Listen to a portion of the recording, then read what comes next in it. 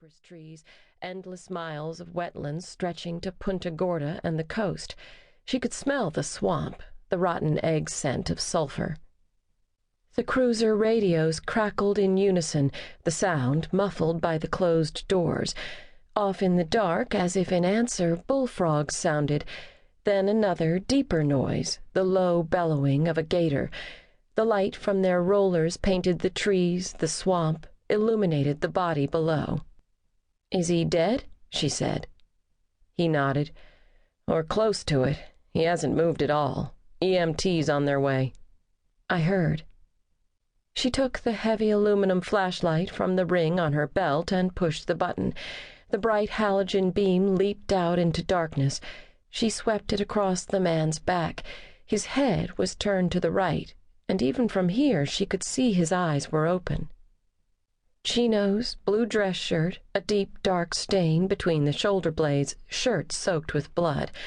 A black man, young, dressed too well to be from around here. "I'm going to have a look," she said. "Careful. You step into a chuck hole down there, you'll break your ankle."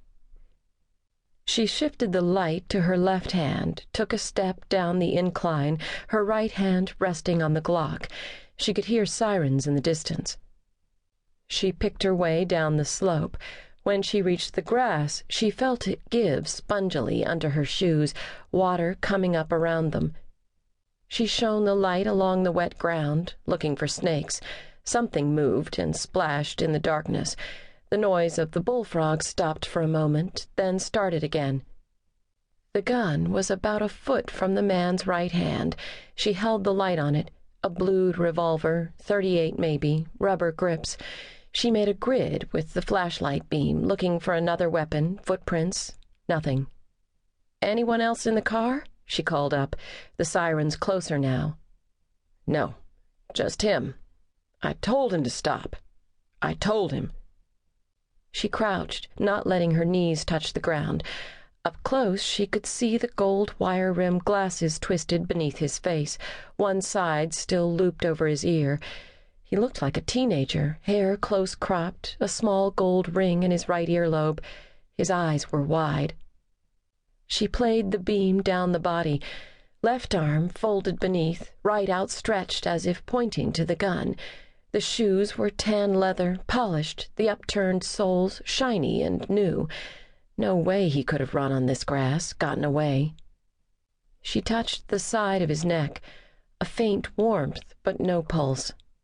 From above her, Billy said, "He dead?" "Yes, he's dead."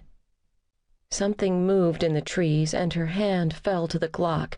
A shadow separated itself from the blackness, took wing silently. She looked up, watched it fly away, etched for an instant against the stars, wondered what it was. She went back up the incline, careful where she put her feet.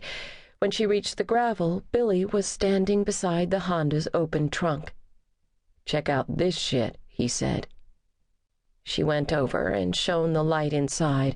The trunk was empty except for a nylon gear bag, partially unzipped. She saw the glint of metal within. "You look in there?" she said. "Yeah. He was acting nervous, so I asked him to open the trunk.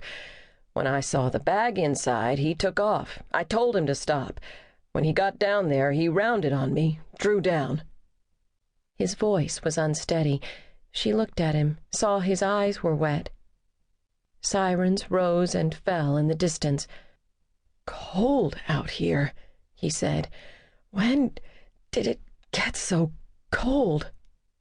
He paused between words, chest rising and falling rapidly, as if he were hyperventilating, the onset of shock. "You should sit in the car," she said. She tucked the flashlight under her arm, took the thin Kevlar gloves from her belt and pulled them on, punching the V's of her fingers together to get the fit tight. "I'm all right," he said. "You don't look it." She shone the flashlight into the bag, reached down, and pulled the zippered edges apart.